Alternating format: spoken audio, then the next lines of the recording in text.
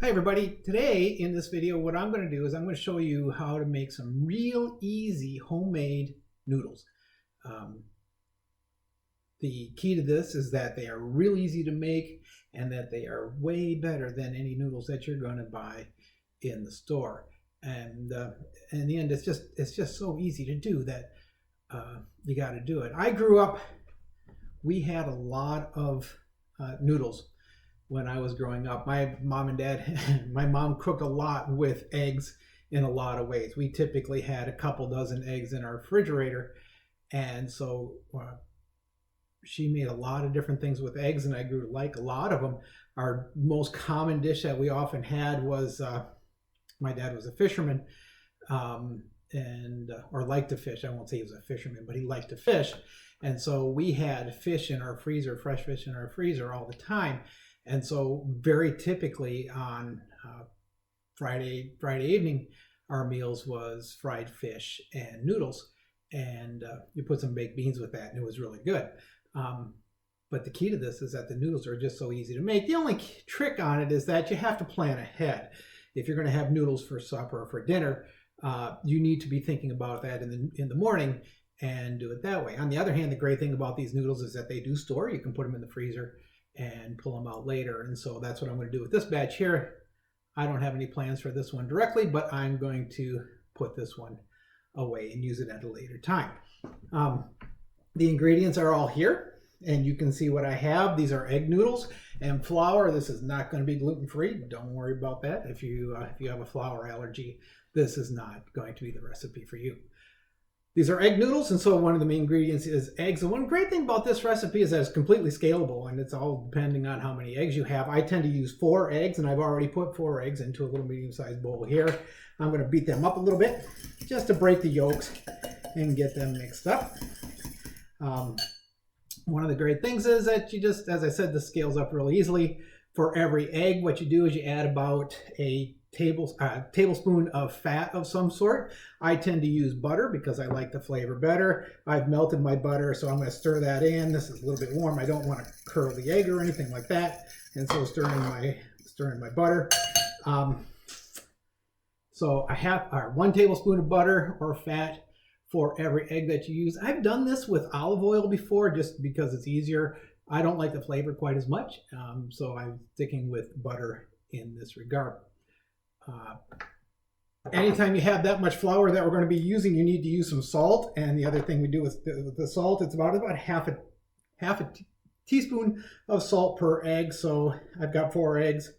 So I'm going to put 1, 2, 3, 4, half a teaspoon, half a teaspoon being what I can fit in my palm in a little bit there. So just some salt in that regard. If it's 3 eggs, you just do half a teaspoons and 3 tablespoons.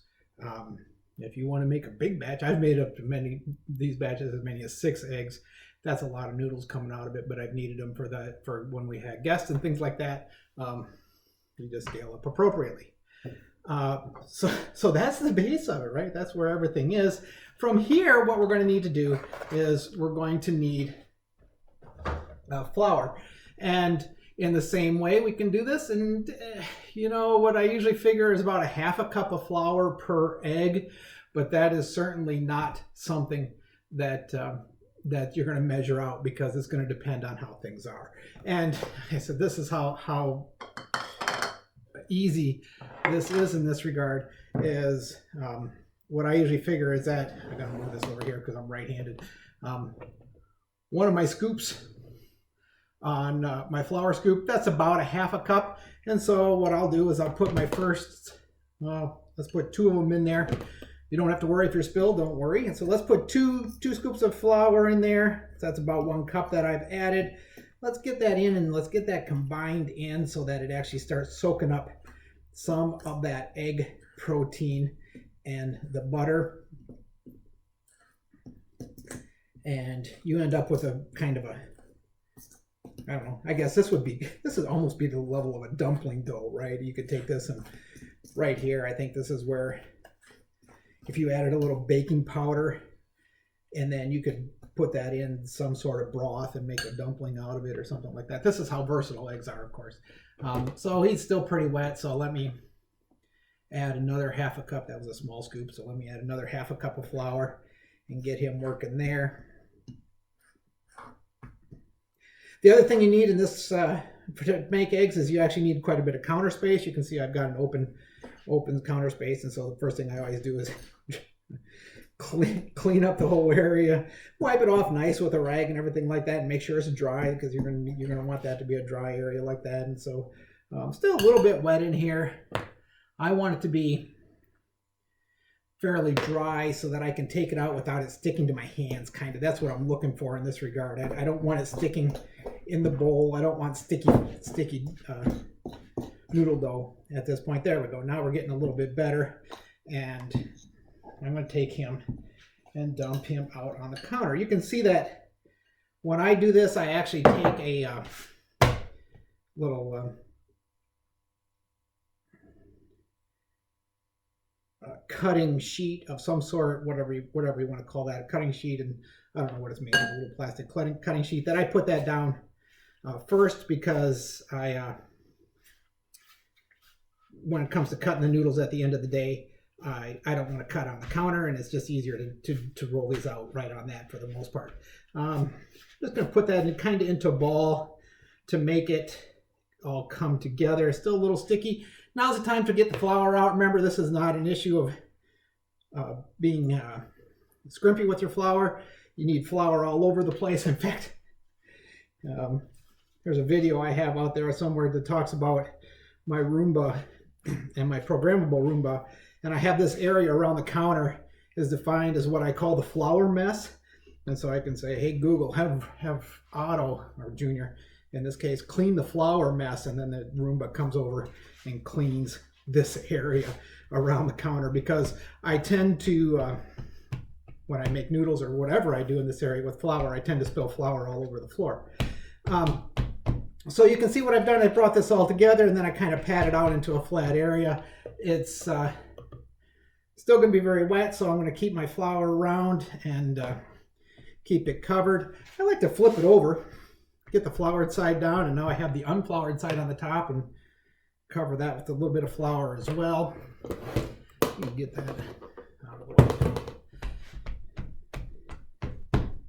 And so it's still kind of wet in their spots. And what I'm looking for here is I'm looking to make it so that it's not sticky. So this dough should not be sticking to your hands. It should not be sticking to the mat underneath. There we go. So I can take it and fold it up, and that makes sure that flour gets incorporated into the dough, because once I start trying to roll this out, if it's still wet inside, it's going to stick when I try to roll it out, and I don't want that. So I'm going to try to incorporate a lot of the flour in there. Make sure that he's still up. Yeah, he could use a little bit more flour, I think, underneath there. Yeah, it still feels a little bit of wet in this regard, so it depends on the day. Some days it's better than others. Make sure I get some flour underneath it. There we go. That'll work a lot better. All right. So get my dough spreading out very nice.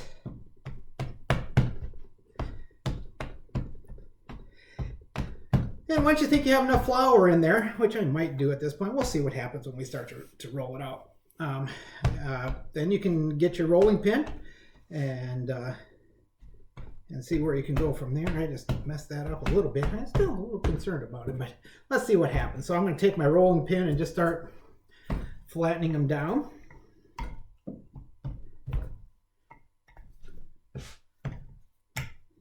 Send them out in all directions. I like to make my noodles, my sheet of noodles, nice and flat. I really do. I like it, or nice and square. So I tend to square up the edges and stuff like that, but it's never going to be exactly square when you do that.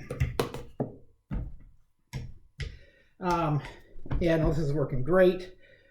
Still good underneath, and so it doesn't seem to be sticking there. How much are you going to roll that out? it depends how you like your noodles. So I'm a fan of like thick noodles, and so I tend to roll my noodles a little bit thicker. You can roll this out really thin if you wanted. If you wanted really thin noodles, that would be a perfectly fine way to do it as well. I said I like mine nice and thick. Actually, I like my noodles to be almost to the dumpling level, that they're so thick. You know, think of Cracker Barrel dumplings or something like that. That's how thick they can be. You know, so that's, yeah.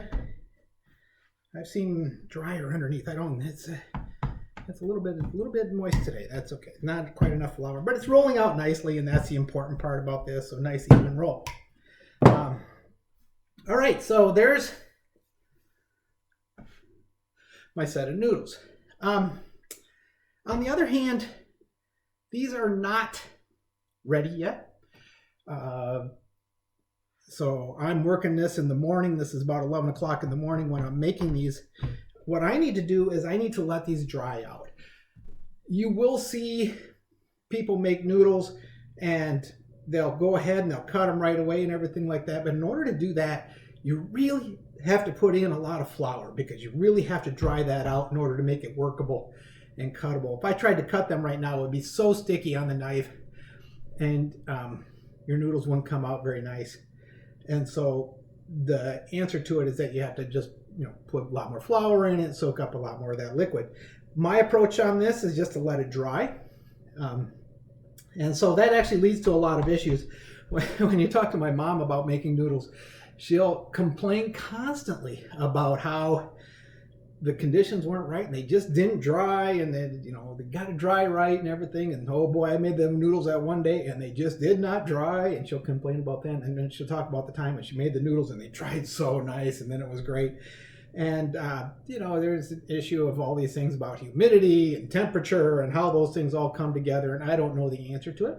I just know that I tend to make my noodles in the morning and then cut them up in time for dinner, and hopefully, you know, 4 or 5 hours of sitting on the counter, drying out, that they get a lot better and that they're workable at that point.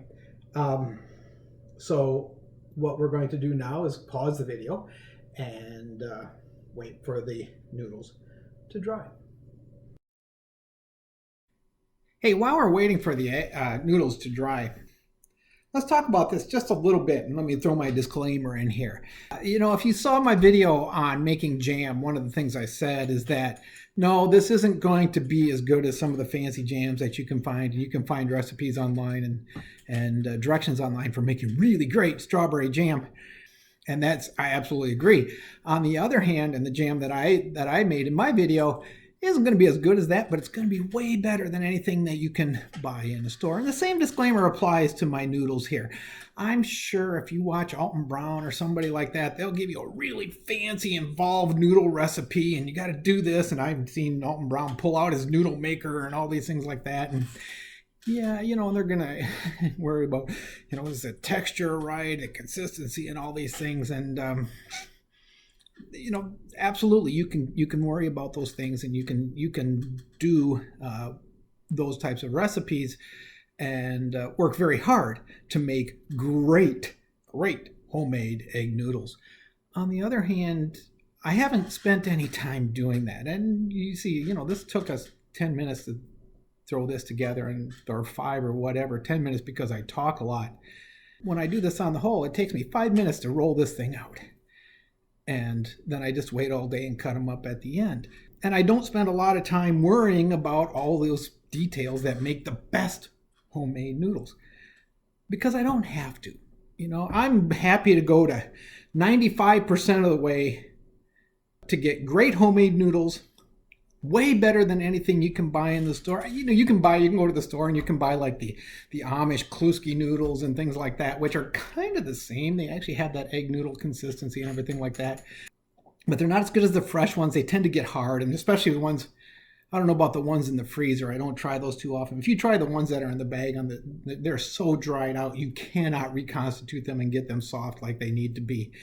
And these are better than anything that you get in the bag, the egg noodles in the bag that you get in the store. And so it's just so easy and so much better. And so there's really no reason to be using store-bought noodles if you have the ability to make noodles that are as good as this. They really do work. You put these in, you put these in chicken noodle soup or whatever. Man, that is spectacular. And so, yeah, I'm perfectly granting that there are people out there who make better noodles than I do. I have no doubt about that, and more power to them and everything like that. On the other hand, they probably spend more time working on their noodles than I ever do. And my noodles are closer to theirs than they are to the ones that you buy in the store. And so this is an easy thing to do, easy recipe, just takes no time at all to set it up. As long as my biggest problem is that I never think about doing it in the morning. And all I think is that come dinner time is like, I wish I had made noodles for today.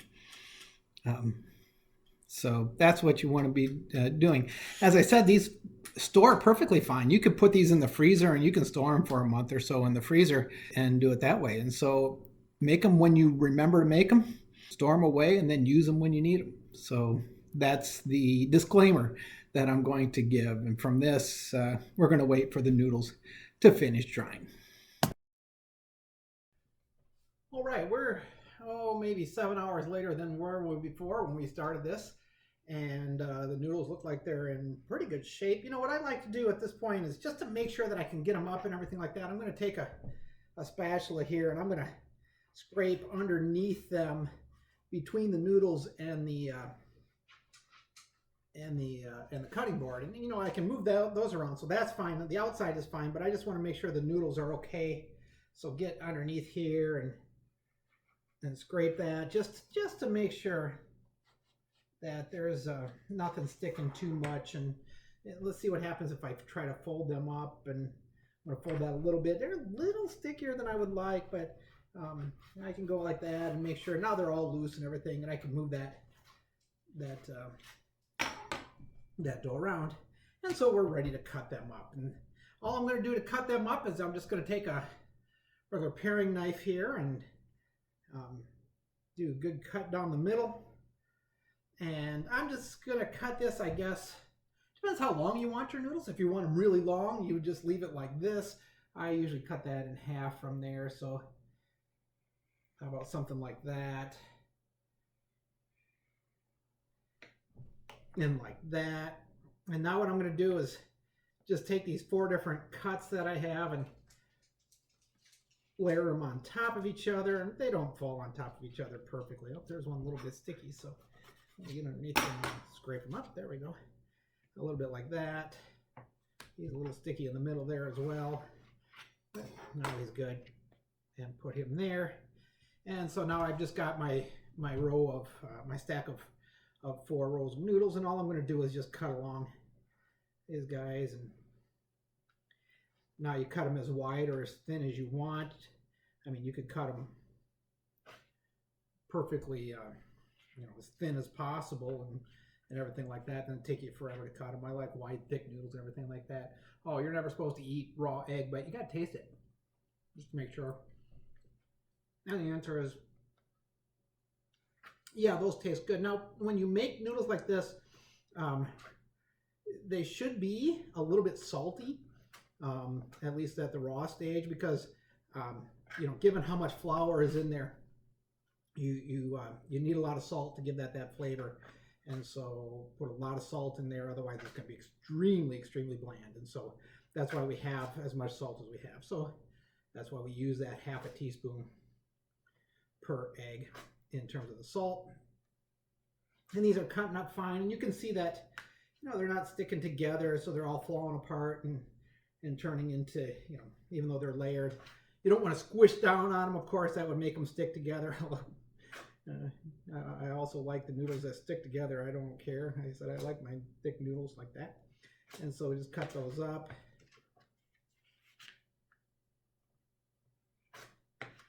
Maybe a bigger noodle or a bigger knife would have worked better for this, but it's all right. I don't want to drag it. I want to cut it, right? So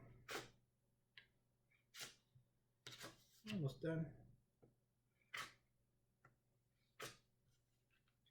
I said I always like to make sure that they're nice and loose and that they don't stick together. The others in the household don't necessarily like the noodles sticky like that.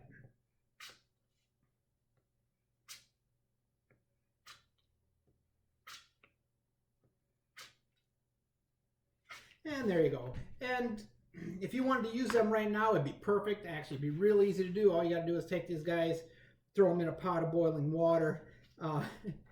What you find is that actually they'll sink at the beginning, and then when they cook and then they float. I don't know if that's necessarily the right answer on that, but that's the way they should behave when you do it. I don't know if that's necessarily right. Doesn't mean they're cooked. I usually cook them a little bit longer than that, but that works just fine.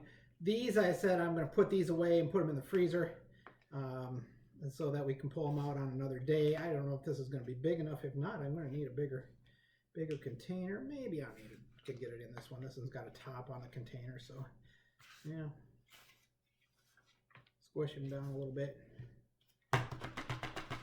Make him settle. There we go. Something like that. And so now I've got a really nice container full of noodles. Put my lid on him. Put him in the freezer and then pull him out when I needed it. Same thing goes when you boil that. Just throw them in boiling water. Even with the frozen noodles, it doesn't take them long to cook. This is not like, you know, when you buy those noodles from the store and you gotta, boil for 8 minutes or something like that. No, this takes, put them in boiling water for 3-4 minutes and they're done. It doesn't take that much. You're just poaching a little bit of baguettes in there. So that's how easy this was. When you get into it, it takes you 5 minutes to roll them out in the morning, and it takes you 5 minutes to cut them up at night. When you're done, throw them in a dish. And I said, this makes a chicken noodle soup that you can't beat, right? If you're anything that you're going to use noodles, it's always better to use the homemade noodles. Like I said, these may not be the best noodles of all time. I'm sure there are people who out there make much better than noodles than I do, but I'm a lot closer to them than I am to the noodles that you're going to buy in the store. And it's still so much worth it, right? I am such a fan of homemade noodles. Love them. Grew up on them. Continue to make them. I hope you will too.